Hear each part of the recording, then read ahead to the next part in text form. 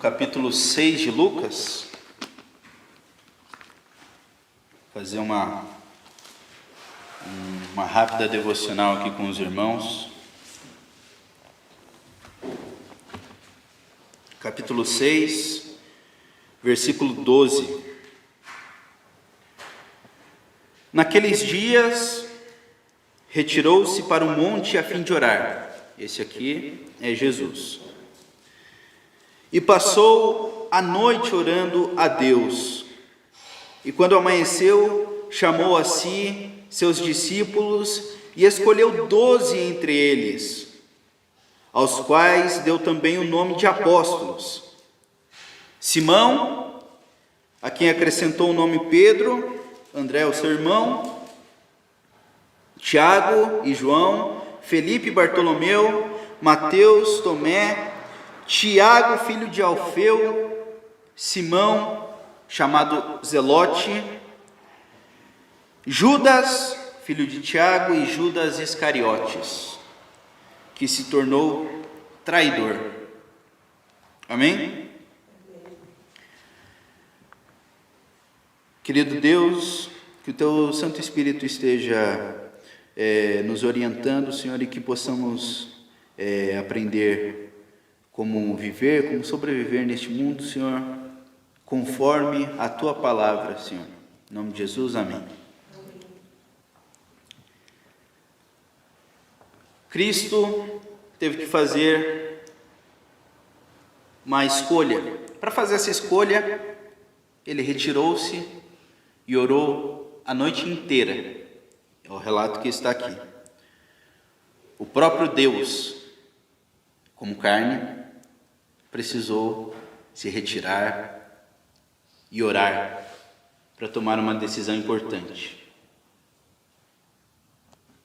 Vamos ter isso em mente, tá? Quando ele terminou de orar, quando amanheceu, ele escolheu 12 dos seus discípulos para chamar de apóstolos. Apóstolos não é um cargo eclesiástico grandioso, como se faz parecer hoje em dia. Apóstolo é um enviado. Apostolai, do grego. O apóstolo, ele é um enviado de Deus para pregar a mensagem de Deus. O apóstolo, ele não cria doutrina, ele não cria uma nova mensagem, ele apenas transmite a palavra de Deus, tá? Essa é a missão desses 12. Essa foi a missão desses 12.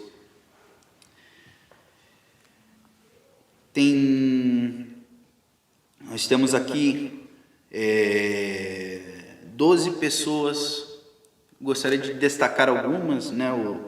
O tempo não me permite falar de um por um, mas eu queria destacar Simão, a quem foi acrescentado o nome de Pedro, tá? Simão significa uma vara que enverga conforme o vento, tá? É uma cana seca onde não se tem firmeza naquilo que onde ele está. Ele não tem firmeza, ele anda conforme os ventos. Conforme o vento sopra, vou para aquela direção. Conforme o vento sopra, vou para outra direção. Certo? E Jesus fez com ele uma coisa que Ele quer fazer com você. Não necessariamente com o seu nome, mas na cultura judaica o nome era muito importante e dizia muito sobre quem você era. Por exemplo, Jacó. Jacó, o patriarca Jacó, cujo nome significava traiçoeiro, ladrão.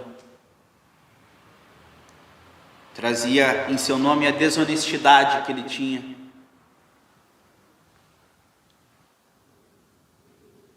E Deus falou: seu nome será Israel.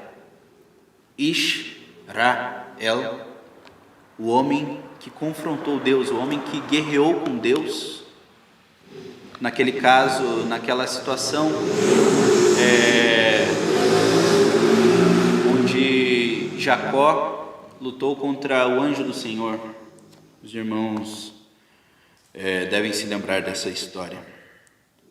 Ele fez essa mudança de nome também com Simão,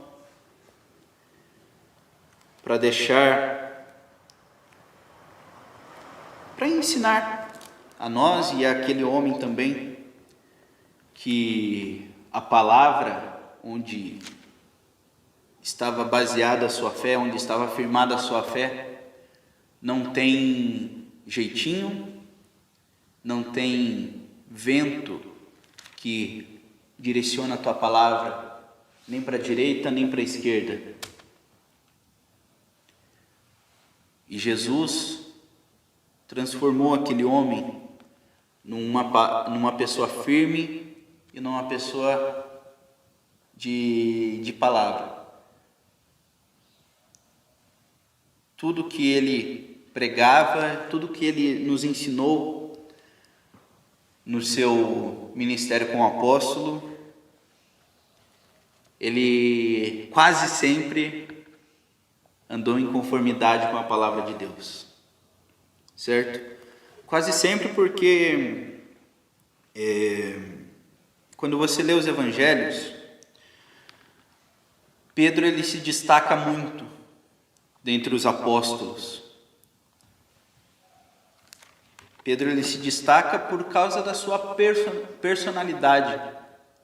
Ele era um cara muito enérgico. Ele falava na frente de todos, ele se colocava como um líder, ele era uma pessoa decidida naquilo que ele fazia, ele sempre tomava a frente das reuniões que tinham com os apóstolos e com Jesus, e muitas vezes, é feito doutrina em cima disso, que, por exemplo, o Pedro era um papa ou alguma coisa do gênero, alguma coisa muito especial, mas lá em Gálatas, por causa do pecado de Pedro, Paulo teve que repreender Pedro, porque ele se comportava como judeu perto dos judeus, e ele se comportava como gentio perto dos gentios. Ou seja, lembra lá que ele era Simão? Nesse momento aqui ele foi Simão, certo? Deus quer nos transformar em rochas firmes, onde a palavra de Deus é inegociável. E quando nós temos um compromisso com Deus, quando nós temos um compromisso com os afazeres da igreja, quando temos um compromisso, é muito ruim ter que ficar negociando o horário. Só mais 5 minutinhos, deixa eu dormir só mais 5 minutinhos para... vai dar tempo de chegar no culto, vai dar tempo de chegar na igreja. Não devemos levar a palavra de Deus dessa forma.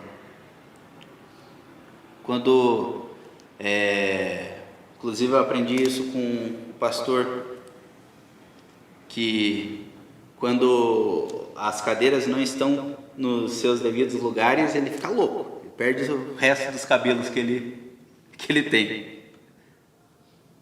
Mas nos ensina a ter zelo e cuidado pela palavra de Deus. Eu falei isso para ele algumas semanas atrás e reitero agora.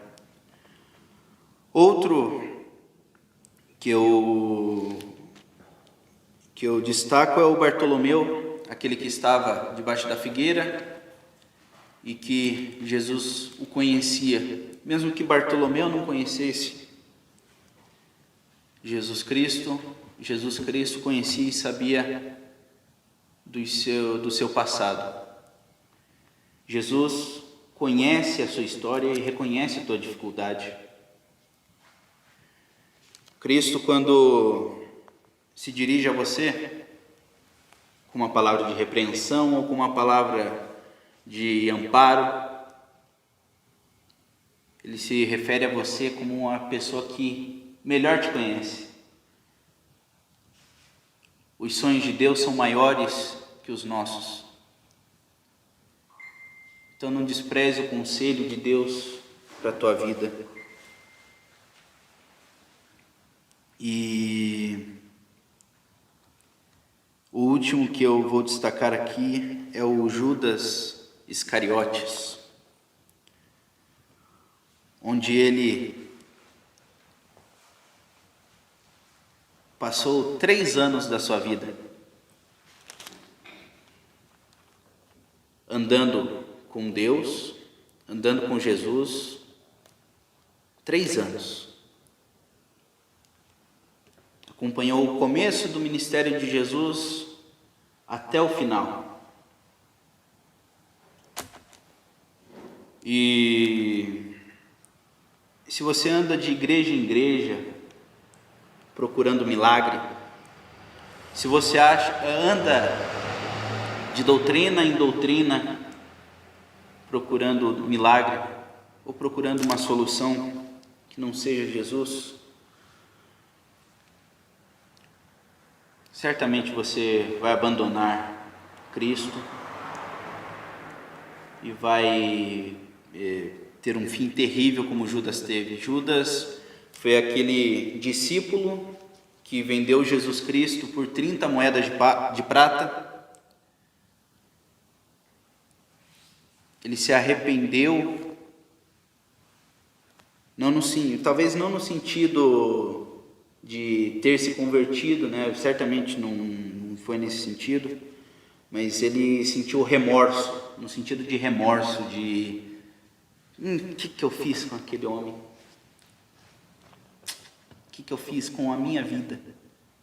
Não reconhecendo a Cristo, mas como Salvador, mas reconhecendo como ele estava perdido, cheio de remorso e desesperado, ele cometeu suicídio. Ele teve um final trágico. E a reflexão que eu queria deixar hoje é que Jesus, ele nos chama, a cada um de nós, para andar com ele, para aprender dele, para consumir a palavra de Deus. E ele quer transformar cada um de nós. Certo? Jesus pegou esse homem que, conforme o vento era de um jeito, conforme o vento era de outro, que não tinha firmeza, e o fez um homem firme. Jesus se mostrou para aquele homem que não o conhecia, ele se revelou e mostrou a sua grandiosidade e resgatou aquele homem. E ele falou para o Bartolomeu: eis aí um judeu onde não há dolo, irrepreensível. E mesmo assim a vida desse homem irrepreensível, sem culpa, Jesus transformou essa vida. E Judas foi escolhido também, mesmo sendo ganancioso, ladrão. A Bíblia fala que Judas era ladrão, ele roubava do mantimento do ministério de Cristo. E Deus deu todas as chances, todas as oportunidades para ele, e ele não aproveitou. Então, nós que estamos aqui na igreja, consumindo a palavra do Senhor, nos alimentando da palavra do Senhor. Esse livro aqui não é um livro qualquer, não é um livro onde você lê para ter um entendimento intelectual maior. O objetivo dele não é esse. Ele vai te ajudar intelectualmente, ele vai te ajudar como ajuda a diversos homens. Mas esse livro aqui, e principalmente o autor deste livro, quer salvar a tua vida. Mediante a palavra de Deus, nós temos a oportunidade de nos tornarmos firmes como uma rocha, como uma pedra,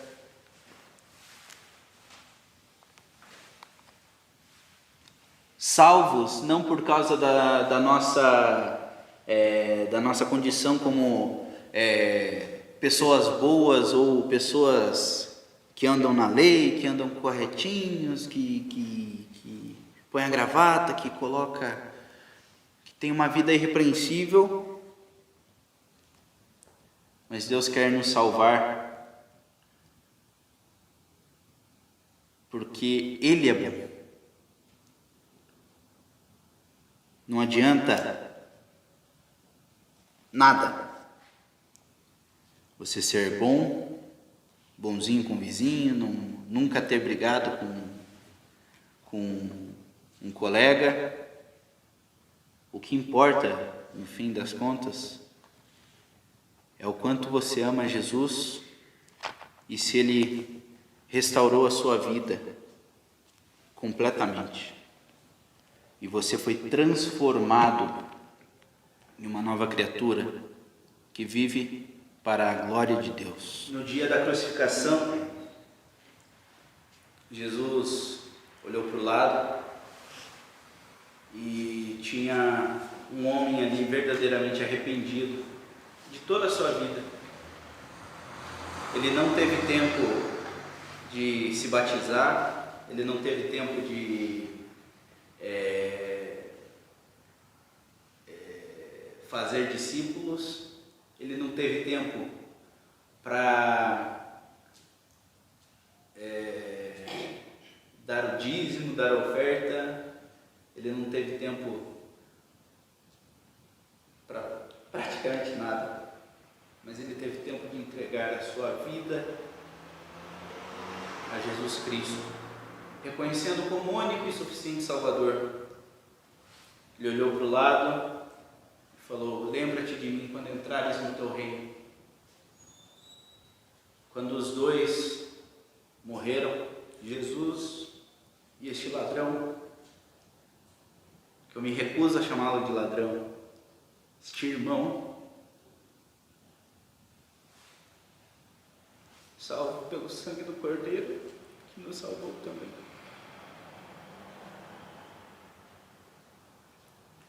Se apresentaram na presença do Pai, Jesus falando: olha, Pai, olha quem eu trouxe aqui comigo, é teu filho,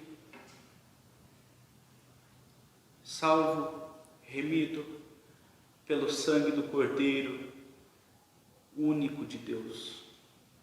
Cristo virá nos buscar, podemos ir até Ele antes, morrendo aqui nessa terra, morrendo, expirando, mas imediatamente estaremos com Ele. E a igreja, como corpo místico de Cristo, certamente será levada aos céus e habitará com Deus o Pai, com Jesus Cristo e com o Espírito Santo para todo sempre. Amém por isso.